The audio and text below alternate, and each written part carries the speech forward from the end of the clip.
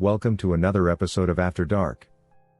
Tonight's episode is a scary creepypasta titled Be Careful Whose Messes You Clean Up, written by EscapeAuteur. Sit back, relax and rest your eyes. Let's begin. When I was 20, I took a job to earn pocket money while making up for my earlier underachievements at the local community college. My new employer was one of those full-service residential cleaning companies. I won't say which one, so to protect the innocent let's just call it Clean Bro. I was one of two types of people who worked the mops for Clean Bro. 20-year-old punks who had spent high school in the bottom of a bong, like myself, and 40-year-old losers who didn't care how dirty they got during the day, so long as they could afford to wash themselves off in cheap beer at night.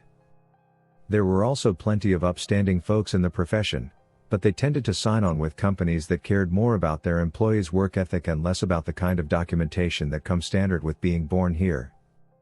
Unlike the competition, Clean Bro exclusively hired dropouts and burnouts because we worked for peanuts, and because corporate seemed to have a knack for attracting government scrutiny.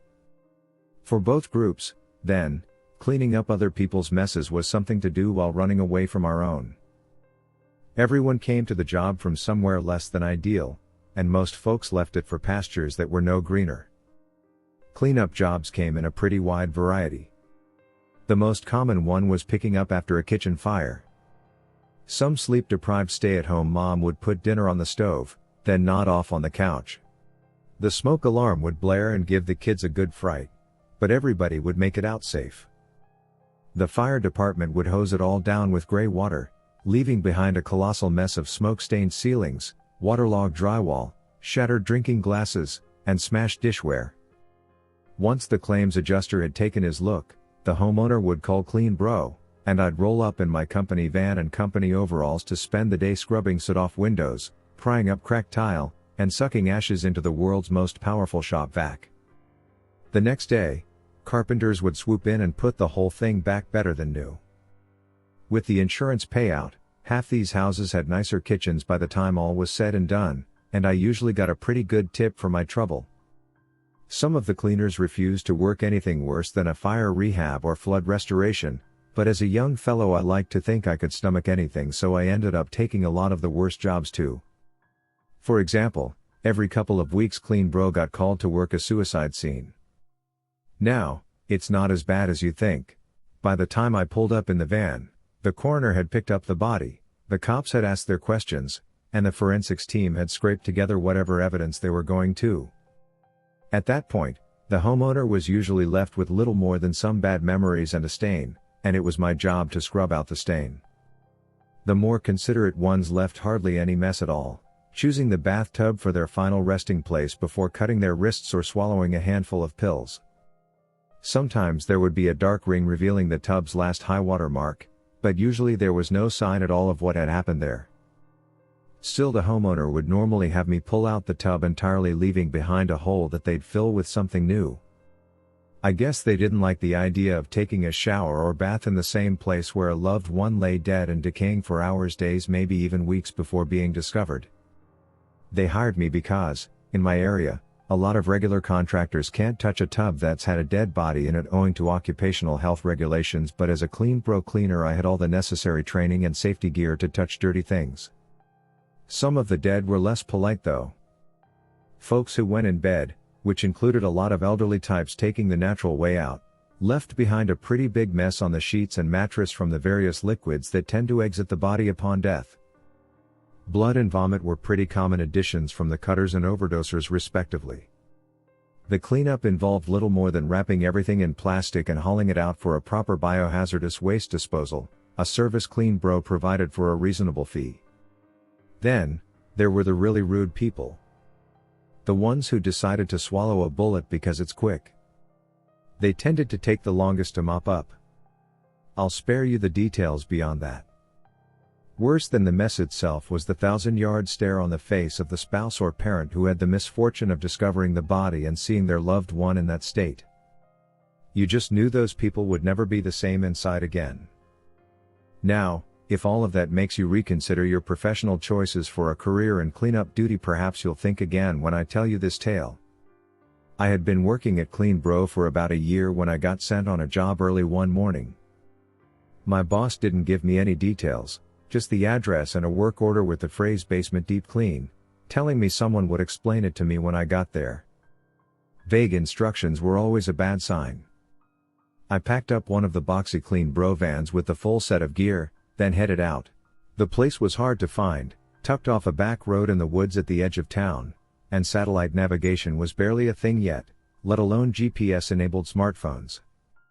After making a few wrong turns, I figured I was in the right place when I spotted one of my fellow cleaners, Kurt, waiting in a driveway by his beater Civic.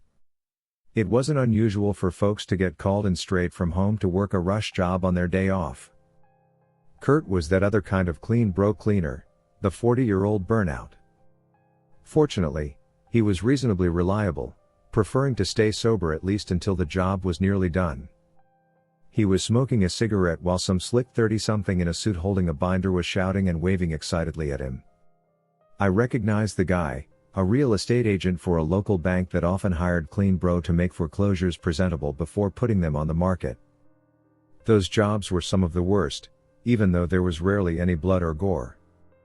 Instead, we had to deal with the knee-deep residue of evicted hoarders, or work without lights and running water where drug addicts had ripped out wires and plumbing to sell for scrap, or risk getting shot by a disgruntled ex-homeowner looking to exact revenge on whatever poor schmuck was standing on his property at the behest of that fucking bank. I was almost relieved when I recognized the house as a different case entirely. About 6 months earlier, it came to light that a bunch of disappearances throughout the state had been the work of some local psycho who was using his basement as an abattoir. The evening news had run a shot of the killer's house to introduce a couple weeks of nightly updates on the story. Such a normal fellow, his neighbors had told the cameras. So clean, they said. I had been with Clean Bro for a few months at the time, and the reports made me wonder if I had learned enough about removing stains to make a murder scene vanish completely, but by now I was a pro. Maybe this wouldn't be such a big job after all. Besides, they'd already found the guy hanging from his basement ceiling, so at least there was no chance of being the next lucky contestant in his game. The cops had gotten a break in the case when a student at the college dodged an attempted kidnapping. They released a pretty good sketch to kick off a statewide manhunt. The police had gotten some leads in the area, convenience store clerks whose stories were backed up by grainy security video. They started canvassing the area. Someone found a front door standing open and nobody at home, and I imagine they started peering through windows until they spotted some probable cause. Once they realized what they'd stumbled across, the cops must have figured their suspect opted for a literal noose over the figurative one that was drawing tight around him. The real estate agent spun around when he heard my van pulling up the secluded driveway and flashed a look of relief before turning red again in agitation. He was already yelling at me before I had the van in park, squeezed between Kurt's Civic and a silver coupe that screamed self-indulgent prick. I calmly stepped out, walked to the back of the van, and began unloading the gear while he blathered something about having booked us weeks ago, something about an open house in 2 days, something about lawsuits, and something about hard-working red-blooded Americans instead of lazy goddamn immigrants. Got here as soon as I was called, sir. We'll work as quick as we can, pal. Way above my pay grade, guy. Go fuck yourself, I didn't say. The real estate asshole led me, Kurt, and our gear up the masonry exterior steps, through the front door, down a hall, and into the kitchen where the entrance to the basement was. He tried the knob, which turned, but of course the door was stuck. I could tell this guy didn't really want to be here, and I couldn't wait to see him go, either. I was about to volunteer to try when Kurt spoke up. Let me see if I can open that for you, sir, he said. In that way a lifelong service slob like Kurt could be literally respectful while implying the deepest loathing imaginable. The agent seemed inordinately relieved as he stepped back all the way to the entrance to the kitchen, as if ready to sprint back to his Audi. I instinctively braced myself as Kurt gave the door a single, sharp shove in just the right spot, popping it free and releasing the most unholy smell imaginable. I reeled backward, my eyes watering, my stomach and my throat fighting over which direction my half-digested breakfast was meant to go. I kept it down and blinked away the tears as I heard Kurt wheezing for breath through his tobacco-stained lungs. For a moment, I envied his burnout sinuses, since he seemed only barely phased, while I was on the verge of passing out. Before I could recover fully, I heard the agent snap that we had to be out by tomorrow at 10, in time for the house stagers arrived to turn the basement cesspit into a cozy game room or some shit. And then, with the audible bark of 4 turbocharged cylinders, the real estate asshole was gone. Kurt and I put on our masks, which helped enormously with the smell. The HEPA filters pulled anything biohazardous out of the air, although you could still tell something had died down there. I descended the narrow basement steps and found a pull chain dangling from the ceiling. I gave it a tug and was disappointed with how little effect it had. The killer had apparently decided to do his part to save the earth by installing one of those new helical compact fluorescent light bulbs, the kind that take a while to warm up. In its weak greenish light, combined with the dim morning sun filtering through a row of 6-inch high basement windows, the room looked like a pretty unremarkable basement, a gray concrete rectangle with a few round, steel posts supporting the joists above. Kurt awkwardly passed a heavy lighting rig down the stairs to me, and I plugged it into an outlet on the wall, pumping 2,000 watts of halogen glory into the concrete room. I immediately wished I hadn't. Under the dim fluorescent light, the floor had just been a gray plane, and the room was full of shapeless gray furniture. Our artificial sun had revealed that I was, in fact, standing on a pool of dried blood that was nearly the size of the house's entire foundation, and there were tables and power tools around, anything too big to fit in an evidence bag, that were equally coated in what I could only guess were tiny bits of human remains. Again, I'll spare you the details. Suffice to say, I was glad we had full-body plastic suits to wear for this kind of job. "Takes a long time to make a mess this big," Kurt muttered as he reached the bottom of the stairs and turned slowly to take in the view. Kurt and I got to work, and after a little while, I barely even noticed the noxious smell leaking in through my mask. We laid out drop cloths to avoid tracking gore around. We wrapped the soiled furniture and tools in plastic to haul away. We found the bulkhead door up to the backyard, but it was padlocked shut, so we broke our backs pulling things up the narrow steps to the kitchen, looking like germaphobic movers as we emptied the basement onto the front lawn. The day wore on end. As we took our lunch break, a clean bro disposal truck stopped by to pick up the large biocontaminated debris. The driver was a friend and had picked up some subs for us on her way over. Kurt scarfed down bologna and American cheese on white, but I didn't have much appetite for my chicken parm. When he'd finished eating, Kurt lit a Marlboro Red from his bright orange Zippo and was in a surprisingly cheerful mood despite this being by far the nastiest call I'd ever worked. He told me all about his less than illustrious career in cleanup, how he'd been cleaning for 20 years and worn the overalls of half as many different companies throughout the region, a note of nostalgia in his voice. Making the biggest messes disappear gave him a kind of satisfaction that I, at the time, couldn't quite muster. I'd never seen Kurt so chatty, but I was content to let him talk himself out before returning to the task at hand. We hit things hard after that, hoping to finish the job without having to come back ass early the next morning to make our deadline. Our boss at Clean Bro always showed appreciation when we made one of our bank clients happy, since they offered plenty of the toughest but most lucrative jobs. All the big stuff was out, and the layers of caked-on blood were starting to wear away under the industrial solvents we had deployed. Between opening the basement windows and setting up a massive industrial fan blowing down from the top of the steps, we'd managed to clear the worst of the fumes. The mopping was sweaty work in full hoods and masks, and I was starting to feel weak from skipping lunch, so we decided to take them off and risk the air. The smell was now entirely tolerable, although I did catch the occasional whiff of death as the afternoon wore on. The sun was setting as we started to wrap things up. Thanks to chemistry, mops, and old-fashioned elbow grease, the concrete floor was clean enough that you could eat off it, assuming you had no idea about the horrible crimes that had been committed there. Anything else that had been soiled was either off the property or in the back of the van. Kurt and I nodded agreement at a job well done, and then, just as I turned to haul the first load of cleaning equipment back up the narrow basement steps, I heard a sharp pop above my head. I had clipped the fluorescent bulb with a mop handle, shattering it into a fine silver powder that drifted down like snow. Working under the glow of our industrial lamps, I had completely forgotten it was there. Now, as if there aren't enough reasons to hate these fucking compact fluorescent bulbs, The damn things have mercury in them that gets out as dust and vapor when they shatter. Most people just vacuum up the dust and broken glass without a thought, which is a great way to spread the poison around your house. As a certified cleanup professional, I had both the training and the sworn duty to do the right thing in this situation, even if it kept me from going home for an extra hour. Kurt smirked at me, shaking his head as he pulled his HEPA mask back on. "That's all you," he said, grabbing the shop vac and hauling it up the stairs. I followed him back to the van with a half-empty bucket of solvent and fetched a sticky lint roller, a fine broom and dustpan, and a jar intended for hazardous chemical waste. Kurt packed the rest of the equipment into the van while I performed the delicate duties of saving the world from 1/1000th of a gram of mercury.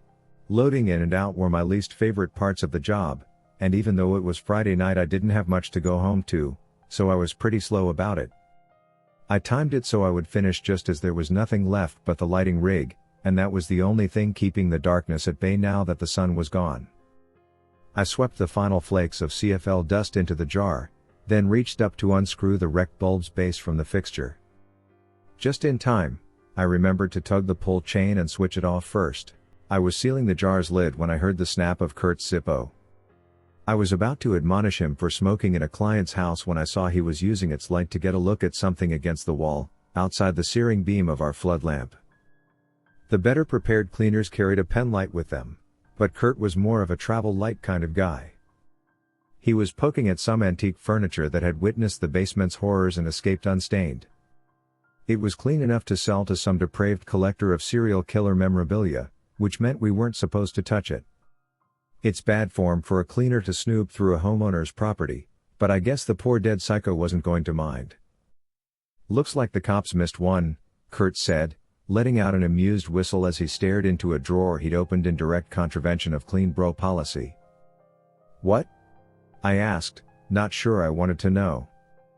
Kurt held up a severed finger in his nitrile-gloved hand, giving me a glimpse of it before dropping it into a small bag for biohazardous waste that he'd already pulled from a pouch on his plastic bunny suit. "I guess when the killer is dangling a few feet above a stack of his own victims, the forensics guys feel free to phone it in." Shaking off my mental image of the spare finger, I brought the jar of mercury-kissed glass shards out to the van, securing it in a chest reserved for the deadliest of deadlies. I wasn't allowed to carry anything else when transporting something so very dangerous. You've got to love policies created solely for corporate liability ass covering. I'd left Kurt behind, figuring he could bring the lighting rig out when he was done collecting souvenirs. He was taking his time and I remembered just how unwieldy the rig had been when he handed it down to me, so after hanging at the van for a few minutes, I locked its doors, another inane hazardous chemical waste policy, and went back into the house to check on him. Descending the basement steps one final time, I took a deep breath and drew in the smell of victory, absolutely nothing. Then, like the killer who comes back for one last swipe at the hero, a gust of putrid wind hit me in the face. I blinked the tears from my eyes again to see an odd shadow on the wall, tracing the outline of a tall, slender figure, its torso spread to the ceiling and its legs stretching across the floor, the whole shape swaying unnaturally. I was still reeling from the unexpected lungful of noxious air, which was cleared by a chill draft blowing through the concrete room. My pulse quickened as my gaze swept across the space, scanning for some demonic intruder, but saw nothing there. Instead, I spotted a nitrile glove draped over one of the bulb enclosures of the lighting rig, two fingers dangling in front of the beam and fluttering slightly in the draft. The glove was just starting to melt in the searing halogen glare, so I yanked it away before it glued itself to the metal frame. A red smear across the glove's palm turned out to be a message. "Thanks," it said. "Kurt, what the fuck?" I yelled. Cleaners pranked each other all the time on the job, but this had crossed several lines. I scanned the shadows again, expecting to see him doubled over in suppressed laughter, but I was alone. Then I noticed the cool breeze was drifting down from the open bulkhead door up to the backyard. "How did you get that open?" I asked the empty room, but no reply came. "Come on, man," I whined, hoping Kurt would return to help me. After a few seconds of silence, I pulled out my tiny AA cell maglite and unplugged the halogen flood lamps, leaving myself standing in near total darkness. I held the flashlight in my teeth as I hoisted the lighting rig with both hands, wondering how I was going to get this piece of clean bro property back to the van without adequate light or help. I wasn't exactly afraid of the dark, but I did feel kind of vulnerable trying to haul that rig around an unlit basement/murder factory. On cue, my imagination, or maybe it was my empty stomach, supplied a spooky noise, which got me moving toward a shaft of moonlight. Without help, hauling the lighting rig out via the broad bulkhead door was easier than squeezing it up the kitchen staircase, and with the job done and no other working lights in the basement, I figured there was no point going back inside. I slammed the bulkhead shut and lugged the rig around to the front of the house, just in time to see Kurt's Civic backing down the driveway, pivoting, and disappearing into the night. It was past our usual clean bro clock out time, and my meticulous mercury cleanup procedure had probably made him late for a date with a bottle, but I cursed his ass for leaving like that. I suddenly felt very alone as I ascended the front steps one last time, locked the front door, and tucked the key into the lockbox hanging from the doorknob. There were no exterior lights on, and the neighborhood was sparse and mostly dark. Finding it entirely too quiet, my imagination provided more Creepshow soundtrack, and in a moment I was back in the van, reversing up the drive at a dangerous clip. Given how he'd left me like that, I was almost glad when Kurt no-showed for a fire rehab job a couple days later. Instead, the office called in a pretty pothead girl who was new to the cleaning game, and I was happy to show her the basics. Now, it's not unusual to work with a bunch of different cleaners over the course of a month, but after a few weeks I noticed I hadn't seen Kurt since that basement job. He had hardly seemed grossed out by it, so it didn't make sense that he would have thrown in the towel, like I'd seen so many newbies do on their first suicide call. Usually, if you walk off the job, you walk off before you start, not after you're done. I started to wonder if Kurt had seemed a little too happy with that particular cleanup. He'd been more amused than disgusted by that finger he found and, come to think of it, he couldn't have tossed it in with the other bio waste in the van since I had the keys. The freak must have kept it, maybe even used it to write his fucked up glove note. I started to figure that either I'd witnessed the inspiration of a brand new psychopath, or I'd been the sole guest at his retirement party. His 40-something burnout look did bear a passing resemblance to that police sketch. My suspicion grew when, a couple months later, some detectives came to visit me about a fraud investigation centered on Kurt. They told me something about closing his bank account the day after I'd last seen him, something about maxing his credit cards buying easily pawned jewelry, something about abandoning his car at a park on the other side of the state, and something about a lack of friends or family to question. Couldn't have been much cash, officer. Gold chains weren't Kurt's style, detective. No idea where he could be heading, sir. Maybe Kurt's a serial killer, I didn't suggest. The house sat on the market for several more months through a few stagings and open houses, but, thanks in no small part to my efforts, it sold to some family who needed room for all their kids and couldn't afford a place with a zero body count in a good school district. I guess there's no such thing as ghosts, though, because they stuck around. I stuck around, too. After I'd worked a few more years at Clean Bro, they had a scandal with a crew of cleaners who used small jobs to case for burglaries and big jobs as their roving drug lab. It took the cops long enough to figure out that, by the time they were busted, everyone in the region knew somebody who'd been burned by the Clean Bro bandits. The supply of calls dropped off a cliff, and rather than wait for the axe to fall on me, one of their most reliable workers at that point, I used what I'd learned in my community college business classes to put out my own shingle and built a solid local brand doing the same shit work as ever. I still had to put in long hours and get my hands dirty, a national corporate presence and a cushy executive office suite was still a long way off, but at least I was getting paid more than $9 an hour for my trouble. I actually started to like the work, watching the worst day of somebody's life vanish into a hefty bag or swirl down a drain. Business boomed, the town grew, and the woods were chopped down to build suburban subdivisions and corporate office parks. The whole thing with Kurt disappeared into distant memory, never to be resolved, like so many of life's weird coincidences. That's what I thought for the past 2 decades, anyway. A few weeks ago, I was sitting at my desk when I received an odd call, the kind where the homeowner doesn't want to give any details over the phone, just an address. A bashful caller is always a bad sign.